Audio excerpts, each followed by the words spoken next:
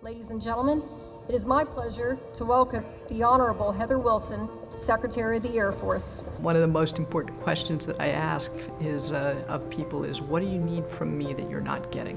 Because I can't stay in their way, I can't micromanage what they do, but I can help enable what they do. So the question is, has there been any progress made regarding the portability of professional licenses between states for military spouses? Probably one of the most important things we did early on as 3 service secretaries together was to write to every governor and to say, there are 2 things that our military members say that matter to them that really stand out. One is the quality of the public schools near our bases, and the second is reciprocity of licensure for family members. So if you're a teacher or a nurse or a lawyer or an engineer, you can move from one state to the next state and not have to have a gap in your professional career. What surprised me most when I came back was how much readiness had declined in the Air Force. And that had nothing to do with the airmen and the job they're doing. It had to do with a lack of budget and support from the Congress over time and 27 straight years of combat operations. I knew that we needed to focus on restoring the readiness of the force. There is one continuing effort in our budget, and that is to keep improving readiness to win any fight, anytime. That's what you expect of your Air Force, and I look forward to your questions.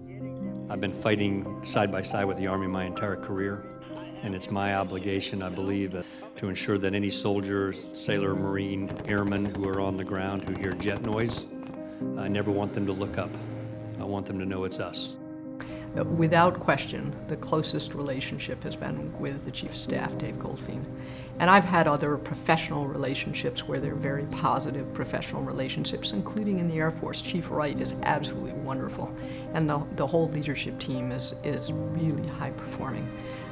But this is an unusual construct under our Constitution, if you think about it. The authority under law is with the civil authority. The influence is with the Chief of Staff. So the law says the service secretary has all of the authority to run the service, but the Chief of Staff has most of the influence. If you work together, you can accomplish a heck of a lot. And Dave Goldfein is an exceptionally good leader. We have this obligation to make sure that any airman that we send into harm's way goes properly trained, properly equipped, well led, and when they come home, we've taken care of their families while they're gone. That's our obligation.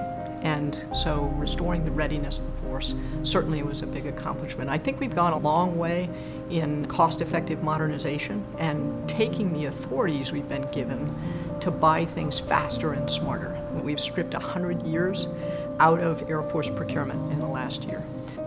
We trust that you've been well trained. We will try to give you a clear set of mission parameters and the skills and the abilities to get after the job. Don't wait to be told what to do. I hope people have a better quality of life and quality of service because we were here. And I hope that the Air Force is better because I served.